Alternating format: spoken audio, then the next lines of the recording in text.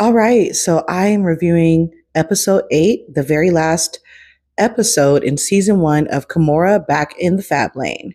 I'm excited. Let's get into this. I just want to say something really quickly before we get started on episode 8. This is pertaining to episode 7. I didn't touch on this before, but now that I think about it, I think it's important to touch on. In one of the later scenes, when Ming is talking to her mom, she shows her mom her Sports Illustrated pictures. So Ming was in Sports Illustrated, and Kimora loved it. I noticed that she had said that her daughter looks really curvy, or she had curves or something like that. I'm not sure. Maybe she just meant like she's moving into her grown woman body. I think that that's probably what she meant.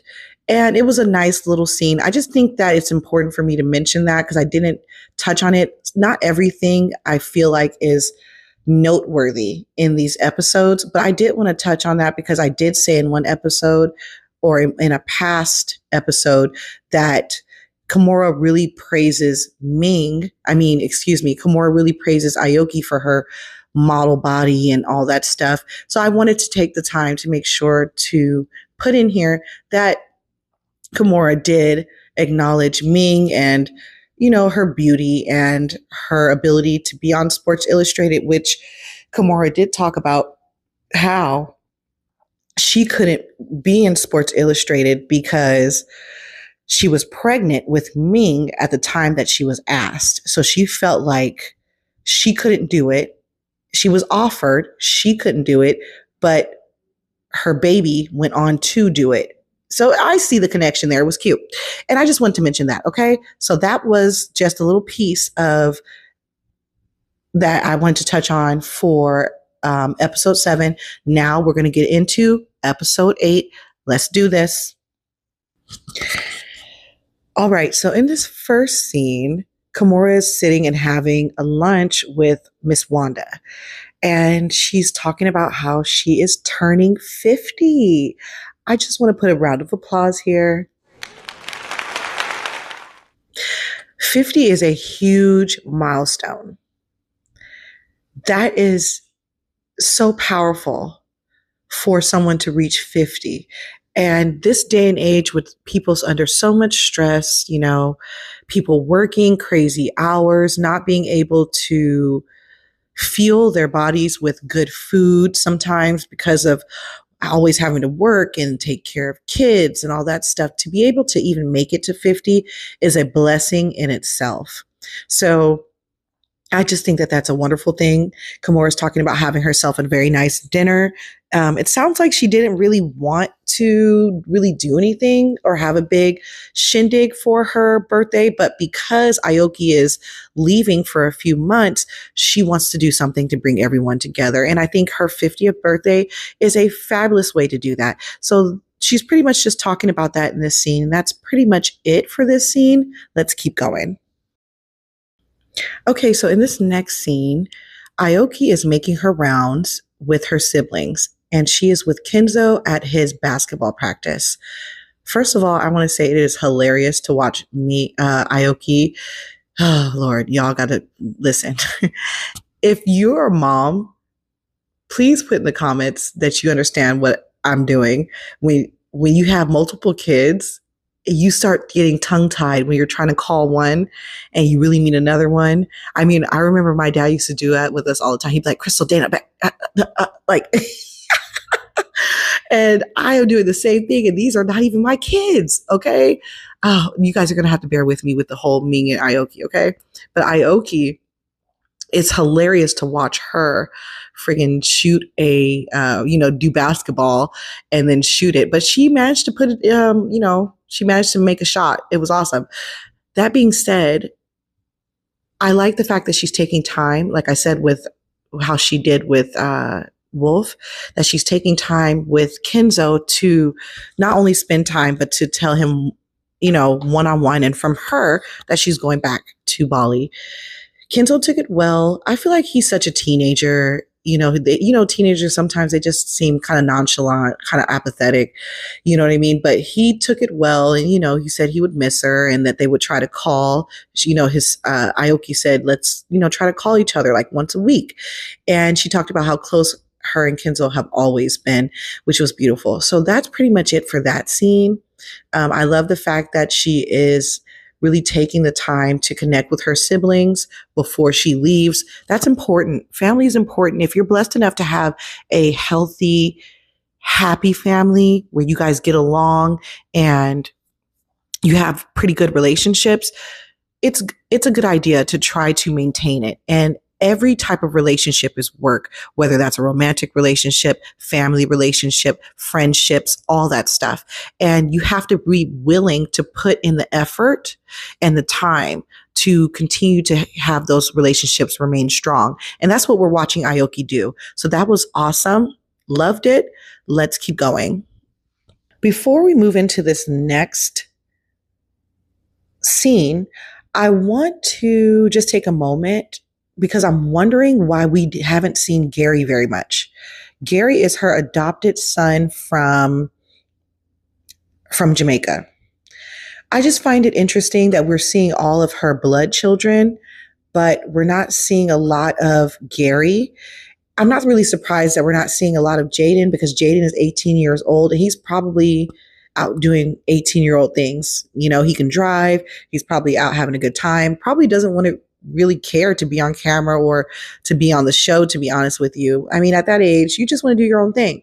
So I'm not surprised that Jaden, who is the bonus son, isn't on camera like that. But Gary, I do find strange because he's in that house.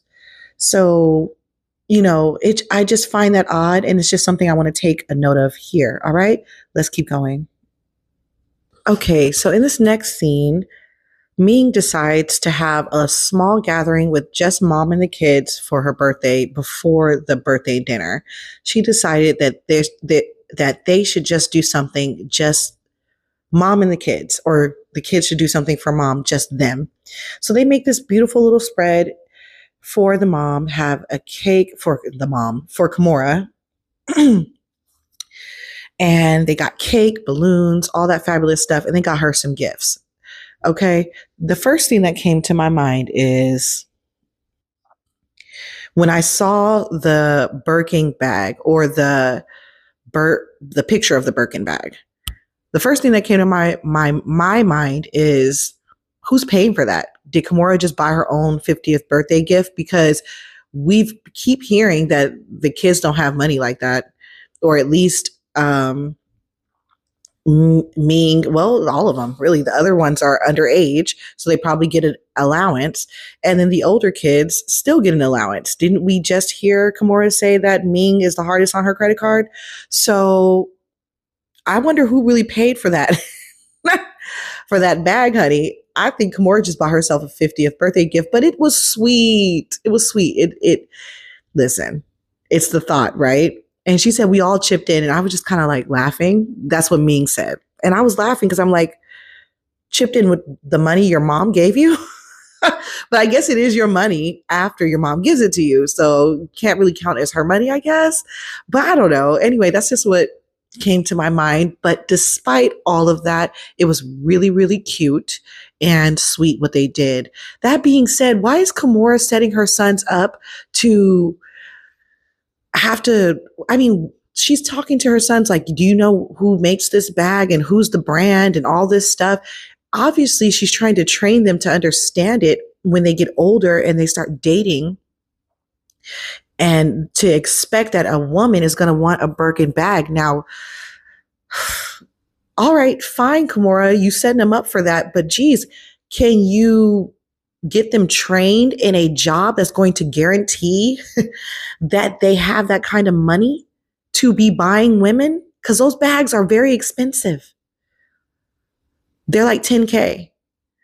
So, honey, instead of telling them what the bag is and they need to know what the brand is and what kind of bag and how many straps and all that, why don't we worry about getting them educated and in some type of field where they can even make that kind of money to spend on a bag? Because if the bag is $10,000, what else is the woman that they're going to be dating wearing or having that's going to be worth even more? I just found that interesting. I'm like, I hope those boys find themselves a nice down home girl who isn't going to, light their pockets and their wallet and their bank accounts on fire with $10,000 bags. But if your mom is Kimora, honey, well, then I would assume, as we see here, that she is going to prepare you to date women like her. Now, somebody please tell me, okay, how many men are making this kind of money where they can afford something like that? Cash, okay? Because if you're buying which I don't even know if Hermes lets you do that, but if you're buying a Birkin bag on credit, honey, it means you don't have the money, okay?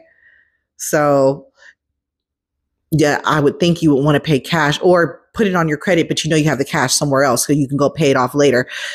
So I don't know. I'm like, girl, wouldn't you want them to be with somebody who's, I don't know, smart or, maybe train them to, I don't know. I was just like, I found that interesting, laughable, but also odd. Anyway, that sums up that scene. So let's keep going. Okay, so in this mini scene, Ming and Aoki are having a conversation, and Ming is asking Aoki all these questions about how she lives in Bali. And I just find it interesting because I had already said this in one of my earlier recaps, and I'm noticing it again. Ming is not the type that would last in a place like Bali because she's too needy. And when I say needy, I mean she's too sedity. She is too prissy. She's too catered to. Okay, that's the best way I can describe it. She's like, she's asking Aoki, like, oh, what do you do for your nails? What do you do for your face cream? What do you do for this?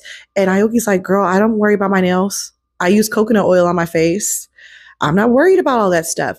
And then, Ming goes to say, oh, I would never survive. Yeah, girl, you wouldn't survive. And then she's like, what about online shopping? She's like, I don't shop online. So I see, that's what Aoki said. So I see that, and when I say these things about Ming, this is neither here nor there. I'm not judging Ming for that. She is who she is. She grew up how she grew up. There is nothing wrong with it. It's just that her sister is able, Aoki, to live a smaller, more simpler life, and it feeds her. I wonder if having been around so much luxury and all that stuff for Aoki was overwhelming and that she's finding peace in the simplicity in life. I almost feel like that could be happening. And that's why she loves it so much, because it's not what she's used to. It isn't the glam and the glitz and the overdone and somebody opening your door every time you get in and out of the car and, your nails and this and the that and the red carpets or whatever it is that they're used to when they're with their mother. Obviously, Ming loves and cherishes that lifestyle and wants to have that for herself. However, Aoki appears to be a lot more simple. And so they're having that conversation. And I just found it interesting how different the sisters are, having been and growing up in the same household. But that's normal. That's something we see in lots of families. So I just really enjoyed their bantering back and forth. I enjoyed seeing two sisters chit chat right here. It was beautiful. I know I say that a lot. Everything's so beautiful to me, but life is beautiful, right? But I do think it's cute. I loved it. Just seeing, sitting down as two adult sisters, just kind of talking, she's learning about what it's like for you there and what you're getting from this lifestyle. And when I say her, I'm talking about Ming. And then Aoki sharing her life and we know what she gets from it. And it's very clear at the end of this small scene that Ming better understands why Aoki is in Bali and why she wants to be there so much. So that was great. I just want to take a note here. That I do wonder if Aoki is able to save money because maybe she lives with her dad, because I think her dad is in Bali as well. I think that that's where Russell Simmons now resides, if I'm correct? So I just wonder if that's the case. Now, I know that there had been tension between Aoki and her father in the past, but I don't know if it's still like that. Things changed amongst family, and that is her dad. So I wonder if she stays with her dad and that's how she is able to maintain that lifestyle. It's just something that came to my mind. Okay, let's keep going. Okay, in this quick next scene, pretty much Aoki tells her mom that she's going back to Bali, and her mom, just has to accept it. She takes it well. One thing I noticed that Aoki says here, her mom asks her, how many bags are you bringing? She says 3, maybe 4. And then her mom asks her, where are these bags going to go? And she said, in my room. And if I have to, I'll commandeer another room. You see why I said what I said earlier? I think ahead, you guys, okay? I'm always noticing things. I'm like, who's paying for this and where is she staying? Because trust me, yes, while kids of rich parents do tend to go on trips and their parents can afford for them to stay long strips of time because they can pay for that. But with Kimora having so many kids that she has to take care of, not to mention her house, her businesses, all that stuff that definitely costs money, I highly doubt that she's fully funding a 3-month trip to Bali. Okay. So that makes me believe that she's probably living with her father, who I do believe is in Indonesia. I think he's left the United States and he has not come back. And I think he now lives in Bali, Indonesia. I think she's staying with her father because how else, what does she mean it'll go in her room and then she'll commandeer another room? You can't just commandeer another room if you're in a hotel. You wouldn't really say that if you had an Airbnb, so I'm thinking of all the things here. It definitely means that you're staying with someone who has many rooms, plenty of space. So it could be a friend, could be something else, could be how sometimes there are people when you go overseas, they'll host you in their house. It could be a situation like that, but I wouldn't think that she wouldn't talk about it like that. Like, oh, it'll go in my room. And if I have to, I'll get another room. You're not going to say that about somebody's house who isn't your house, or that you're not really connected to the person whose home it is. So that leads me to believe that it's most likely her father. I just found that interesting. But yeah, so that's pretty much it for that mini scene. Let's keep going. All right. So in this very last scene, it's Kimora's birthday dinner. It's a lot going on. It's a beautiful dinner. I want to say that all her closest family and friends are around the table. What I want to say is, I noticed the kids can be a little needy. I've noticed that, of course, we understand Wolf, but Ming is like competing with Wolf at the table because she wants her mother's attention, even though her friend Scarlett is sitting to her left. So I just found that very interesting. But that being said, it's a beautiful scene. And it's clear that Kimora is very loved. Now, as they're closing the scene out, they're talking about how all the kids are doing.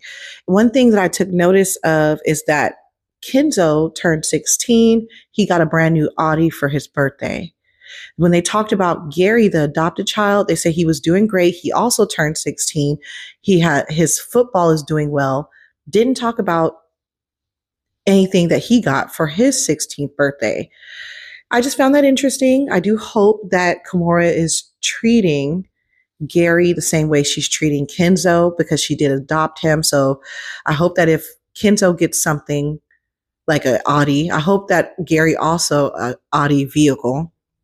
I hope that Gary also got that, because it wouldn't be fair if he didn't. It's just, I have to say that because they didn't show it. Now I do realize that, they edit things a certain way, and maybe it didn't make it inside the edit, but I just would think that that would be something that would have been noted in the episode, but it wasn't, and it makes you wonder. So the scene ends with Kimora being presented a very beautiful cake that's in the shape of a bag. And it talks about how, she talks about how she treated herself to a trip without the children. And that's pretty much it. So, I mean, I want to say this last episode, it was very clear. It was about a milestone birthday, Kimora's birthday, and pretty much kind of bringing everything together with the family and the friends, right? So we got to see pretty much Kimora being loved on her 50th birthday by her family and friends, and just celebrating where she is in life and the family that she's built, whether that's her blood family, like her children, and all her friends that we saw. We got to meet Lala. We got to meet, oh God, what is her name? Not Wendy. I said Wendy before. That is not her name. Wanda. We got to meet Wanda. There was another friend of hers we got to meet. We got to meet so many wonderful people. We got to see her children.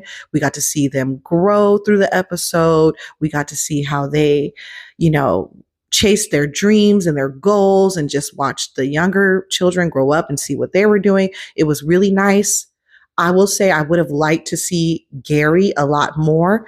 Maybe Gary doesn't want to be on camera. I don't know, but I would have liked to see Gary a lot more. I'm grateful that we got to see the good, but the not so good. We got to see some tension between the siblings. We got to see, some, I wouldn't say tension, but some disagreements or things like that between the mother and the kids. It was a pretty well-rounded show to me. I've always enjoyed Kimora, and I've always enjoyed her shows and seeing her on TV. It was nice to see the children at this age. I enjoyed that. I don't know if I would rewatch the season, and I don't know if I would necessarily invest myself in season 2. Not that it wasn't a good season. However, I don't know. It's hard to say. I'll say this. It was a great family show. I enjoyed that aspect of it. However, I think it's just the place that they're in, and so many different, because she has so many children that are different ages and they have different things going on, that I can see why each episode is only about 30 minutes, because it must be very difficult to get all the kids together to film. So I don't know if I would invest in that, because I don't know if we would really see them again as the older girls continue to move on and up through life. They're probably not going to be in the scene so much. And I don't know that I would really watch it for the sons. And that's no shade. That's just me. To be honest with you, I more or less watched the season because I wanted to see what was going on with her daughters. And I think a lot of us really wanted to see what was going on with her daughters. Not necessarily Kimora, but her daughters. But it was good to see Kimora at this point in her life and get to see a little bit more of her life and her as a woman. But I watched it for Ming and Aoki, and I did get some good Ming and Aoki moments. But I don't know that we're going to see that moving forward if she does a season 2. I think we will see a lot more of the boys. And I just don't know if I guess I got to say it. I just don't know if I care to see anything the boys are really doing, but maybe somebody does. So y'all let me know what you thought of the season. What did you get out of it? And that's pretty much it for the very last episode 8 of Kimora Back in the Fab Lane.